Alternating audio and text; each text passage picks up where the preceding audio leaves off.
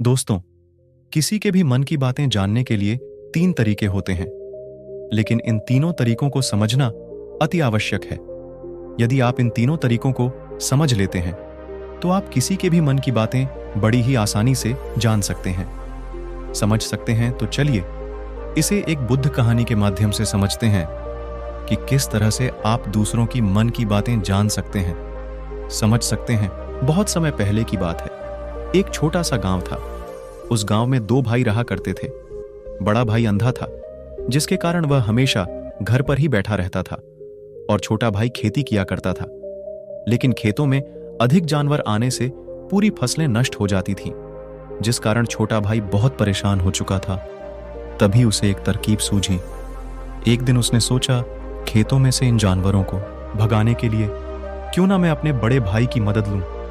वैसे भी बड़े भैया अंधे, अगर वह खेत में बैठे रहेंगे और जानवरों की आहट आने पर वह उन्हें जोर से चिल्लाकर भगा सकते हैं, जिससे हमारी फसलें बच सकती हैं। इसलिए उन्हें मैं खेत में बिठा देता हूं।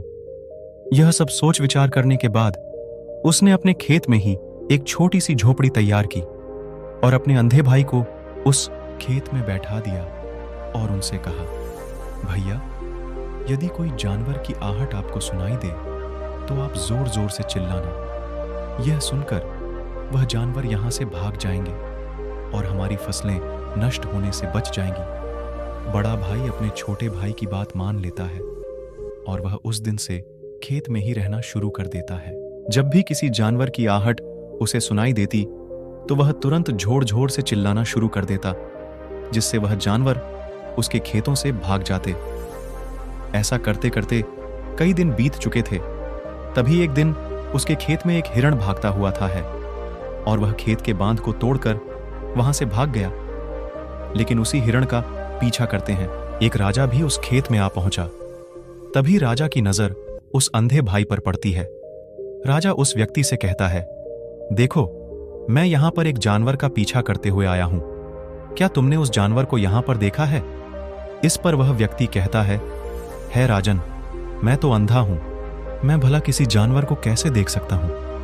लेकिन मैं आपको इतना जरूर बता सकता हूं कि जो जानवर मेरे खेतों से होकर भागा है वह आपके लायक नहीं है।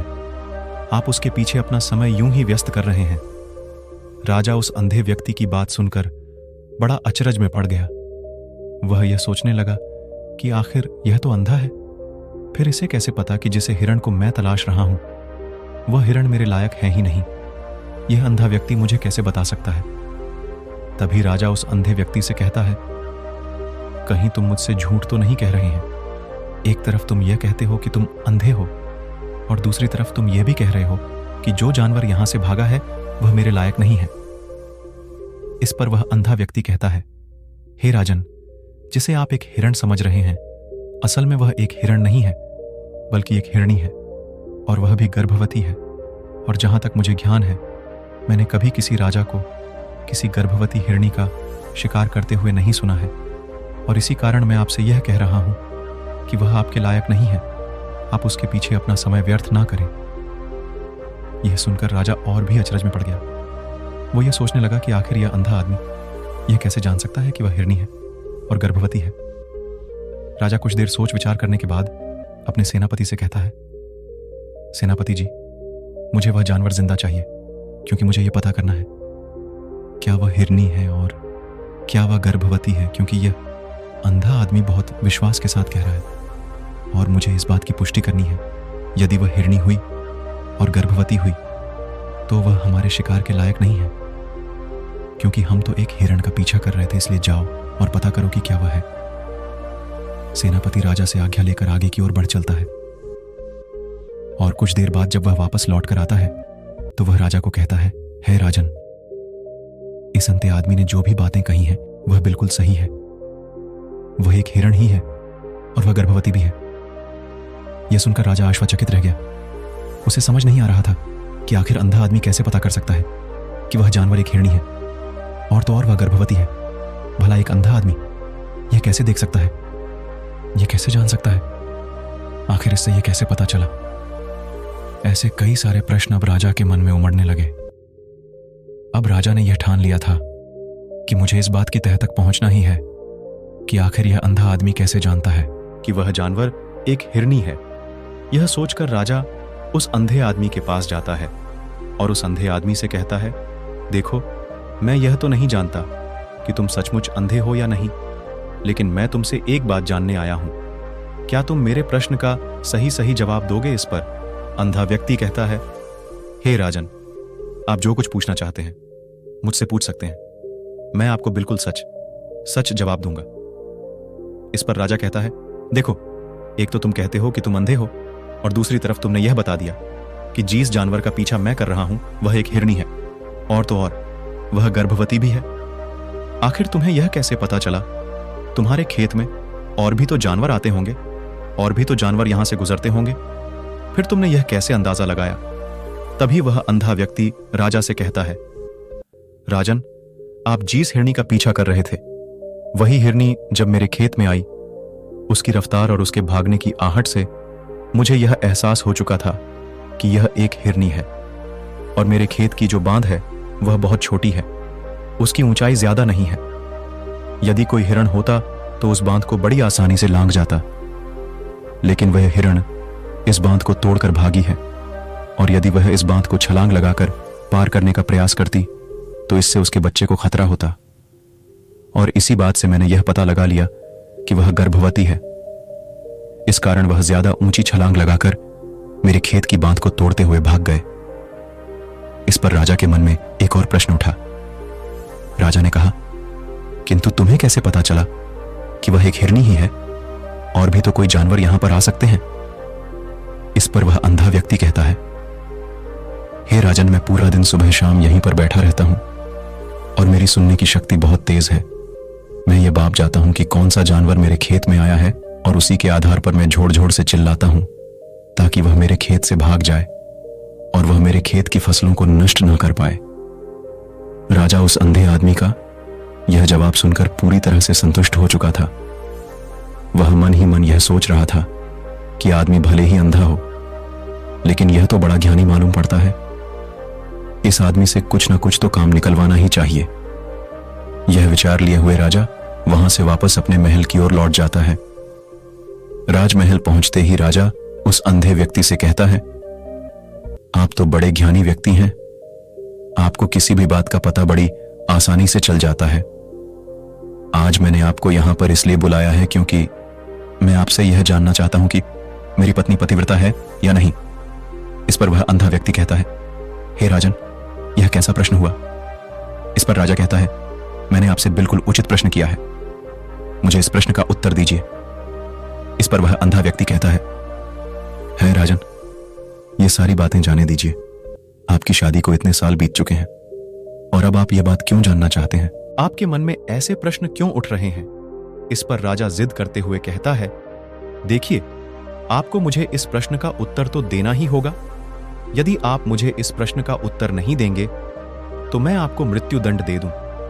राजा के मुख से यह बात सुनकर वह अंधा व्यक्ति कहता है, हे राजन, यदि आप इस प्रश्न का उत्तर चाहते हैं तो उसके लिए आपको मेरा एक काम करना होगा। राजा कहता है, बोलो, मुझे क्या काम करना होगा? इस पर व्यक्ति कहता है, इसके लिए आपकी पत्नी को मेरे साथ कमरे में अकेले छोड़ना होगा।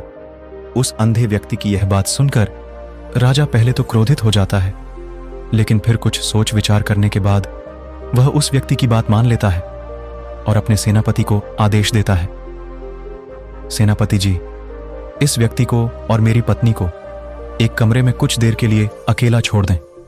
सेनापति बिल्कुल वैसा ही करता है। अब राजा की पत्नी और अंधा आदमी एक कमरे में बंद हो चुके होते हैं। तभी वह अंधा आदमी राजा की पत्नी से कहता है, मुझे आपको छूना है। इस बात पर रानी अत्यधिक क्रोधित हो जाती है और उस अंधे आदमी को वह पकड़ पकड़ कर पीटने लगती है, कभी हाथों से तो कभी लातों से तो कभी भी पटक पटक कर। इस तरह से उन्होंने उस अंधे आदमी की खूब पिटाई की। उसके बाद किसी तरह से वह अंधा आदमी अपनी जान बचाकर वहां से भाग निकलता है और वह राजा जाके पास पहुंचता है और वह राजा से कहता है, हे राजन, आपकी पत्नी पतिव्रता नहीं है।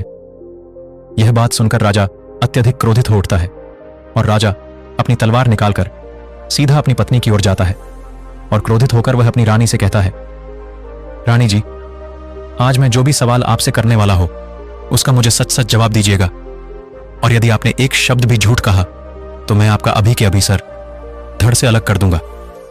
तभी आगे बढ़े राजा कहता है, मुझे बताइए, क्या आप पतिव्रता हैं या नहीं? इस पर रानी कहती है, हे राजन, आप भले ही मुझे जान से मरवा दीजिए, लेकिन मैं पतिव्रता नहीं हूं राजा। यह बात सुनकर बहुत खुश हुआ, क्योंकि उस अंधे आदमी ने जो भी कहा था वह बिल्कुल सच था। यह बात सुनकर तुरंत ही राजा उस आदमी के पास पहुंचता है और आकर उस अंधे आदमी से कहता है, तुम्हें कैसे पता चला कि मेरी पत्नी पतिव्रता नहीं है? इस पर वह अंधा आदमी कहता है, हे राजन, बड़ी सीधी सी बात है, मैंने तो आपकी पत्नी से बस इतना ही कहा था कि मुझे आपको छूना है। और इस बात पर वह इतना क्रोधित हो उठी कि उन्होंने गुस्से में आकर मुझे लात घूंसों से पीटना शुरू कर दिया। और भला कोई औरत किसी और मर्द को कैसे छू सकती है, लेकिन उन्होंने ना आप देखा ना ताव, बस लात घूंसे मुझ पर बरसाने शुरू कर दिए। वह भी तो एक छूना ही हुआ, और एक पतिव्रता नारी कभी भी पराए मर्द को नहीं छूती। जब मैंने उसे छूने के लिए कहा था तो वह उस वक्त मुझे मना कर सकती थी, लेकिन उन्होंने तो मुझे पीटना शुरू कर दिया, और देखते ही देखते उन्होंने मेरे पूरे शरीर को छू लिया। अब आप ही बताइए, ऐसी स्त्री भला पतिव्रता कैसे हो सकती है? इस पर राजा कहता है, तुम तो बड़े ज्ञानी मालूम पड़ते हो। अच्छा ठीक है, चलो तुम मेरे एक प्रश्न का और जवाब दो। यदि तुमने मुझे इस प्रश्न का सही सही जवाब दे दिया तो मैं तुम्हें यहां से जाने दूंगा। आगे राजा उस अंधे आदमी से कहता है कि तुम मुझे यह बताओ, क्या मैं सच में अपने पिताजी का ही बेटा हूं या फिर किसी और का?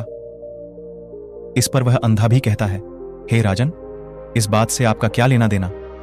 आप किसी की भी औलाद हो, आखिर आप हैं तो इस राज्य के राजा, इसलिए इस प्रश्न को जा दीजिए। लेकिन राजा कहता है, नहीं नहीं, मुझे इस प्रश्न का सही सही जवाब चाहिए, अन्यथा यह प्रश्न मुझे हमेशा परेशान करता रहेगा, इसलिए मैं इसका सही सही जवाब जानना चाहता। यदि तुम इसका सही सही जवाब दे देते हो तो तुम यहां से जा सकते हो, मैं तुम्हें नहीं रोकूंगा। इस पर वह अंधा आदमी कहता है, हे राजन, इसके लिए तो मुझे आपके मां के पास भी जाने की कोई आवश्यकता नहीं है। मैं आपको अभी अभी यह बता सकता हूं कि आप किसकी औलाद हैं, लेकिन उससे पहले मैं चाहता हूं कि आप मुझसे एक वादा करें कि आप मुझ पर क्रोध नहीं करेंगे। राजन ने कहा, मैं तुमसे वादा करता हूं, मैं तुम पर क्रोध नहीं कराएगा। इसके बाद वह अंधा आदमी राजा से कहता है, हे राजन, आप हैं तो अपने ही पिता के पुत्र, लेकिन आप पर एक कंजूस सेठ की छाया पड़ी हुई है। यह सुन राजा बहुत क्रोधित हो उठा और वह तुरंत तलवार निकालकर अपनी मां के पास जा पहुंचा। वह वहां पर पहुंचने के बाद अपनी मां से कहता है, मां, मुझे सच सच बताइए, क्या मैं अपने ही पिता का पुत्र हूं या नहीं? यदि आपने मुझे सही सही नहीं बताया तो वह यहीं पर अपने प्राण त्याग दूंगा। मुझे बताओ, क्या सच है? इस पर उस राजा की मां कहती, बेटा, तू है तो अपने ही पिता का पुत्र, लेकिन तुम्हारे ऊपर एक कंजूस सेठ की छाया पड़ी हुई है। जब मैं एक बार नहाने के बाद अपना मुंह आईने में देख रही थी, तभी उस कांच के पीछे मुझे एक कंजूस सेठ नजर आता है और उसी की छाया तुम पर पड़ चुकी है। यह सुन राजा बहुत खुश हो जाता है और वह तुरंत दौड़ा दौड़ा वापस उस अंधे आदमी के पास पहुंचता है और उस अंधे आदमी से कहता है, तुम्हें यह कैसे पता चला कि मुझ पर एक कंजूस सेठ की छाया पड़ी हुई है? इस पर वह आदमी कहता है, हे राजन, आपने मुझसे कई सारे सवाल पूछे जिनका जवाब मैंने आपको सही सही दिया है। यदि कोई और राजा होता तो मुझे इसके बदले में ढेरों सारे इनाम मिल चुके होते, लेकिन अब तक आपने छोटी कौड़ी तक नहीं दी है। इस बात से ही मैंने अंदाजा लगा लिया था कि आप बहुत कंजूस हो। यह बात सुनकर राजा झरझोर से हंसने लगा और कहता है कि आप जो भी मांगेंगे वह मैं आपको अवश्य दूंगा, लेकिन मुझे यह बताओ कि तुम्हें कैसे पता चल जाता है कि कौन सी बात सही है और कौन सी गलत? तुम किसी भी बात का इतना सटीक और सही जवाब कैसे दे पाते हो? इस पर वह अंधा आदमी कहता है, हे राजन, मैं तो वैसे ही अंधा हूं। यदि मेरी आंखें होती तो मैं किसी की भी मन की बातें बड़ी सरलता से जान लेता। मन की एक भाषा होती है और यह भाषा मनुष्य के शरीर के व्यवहार के रूप में देखी जा सकती है। उसकी आंखों से, उसके होठों से, उसके काम करने के तरीके से उसकी क्रियाओं से पता किया जा सकता है कि उसके मन में क्या चल रहा है। उसके आधार पर हम किसी के भी मन की बातें जान सकते हैं। लेकिन मैं तो अंधा हूं, मैं देख नहीं सकता, इसलिए मैं क्रियाओं से देखता हूं। यदि मुझे कोई बात जाननी हो तो अगले आदमी को कुछ काम देना पड़ता है, जिस पर वह व्यक्ति किस प्रकार काम करता है, किस तरीके से इस काम को करता है, उसके आधार पर ही मैं यह पता कर पाता हूं कि उसके मन में क्या चल रहा है। तभी वह राजा कहता है, तो क्या इसका अर्थ यह हुआ कि मैं भी किसी के मन की बातें जान सकता हूं? इस पर वह अंधा आदमी कहता है, हे राजन, अवश्य आप भी किसी भी व्यक्ति के मन की बात जान सकते हैं, किंतु उससे पहले आपको अपने ऊपर काम करना होगा। और वह काम है अपने मन को शांत कर अपने मन को वर्तमान में लाना, जिसके लिए मैं आज आपको 3 तरीके बताने वाला। और यह तीनों ही तरीके बड़े ही आसान और सरल है। किंतु हे राजन, उससे पहले आपको एक काम करना होगा, अपने मन को एकाग्र करना हो। जब हम अपने मन को एकाग्र करते हैं, अपने मन को वर्तमान में लाते हैं, तो हम दूसरे के मन की बात जान सकते हैं, क्योंकि वह आदमी अरबी भी अपने मन में वर्तमान में ही सोच रहा है और हमें भी मन को वर्तमान में ही लाना होगा, तभी हम उसके मन की बातें जान सकते हैं। यदि हम अतीत में हुई घटनाओं के बारे में सोच रहे हैं, तो वह जो अगला आदमी वर्तमान में सोच रहा है, वर्तमान में अपने मन में बात कर रहा है, वह हम कैसे जान पाएंगे? क्योंकि हम तो अतीत की घटनाओं में डूबे हुए हैं। इसलिए किसी के भी मन की बात जानने के लिए सबसे पहले हमें हमारे मन को एकाग्र करना होगा, उसे वर्तमान में लाना होगा। आगे वह व्यक्ति राजा से कहता है, हे राजन, जो 3 तरीके मैं आपको बताने वाला हूं, इन 3 तरीकों से बड़ी आसानी से किसी के भी मन की बातें जान सकते हैं।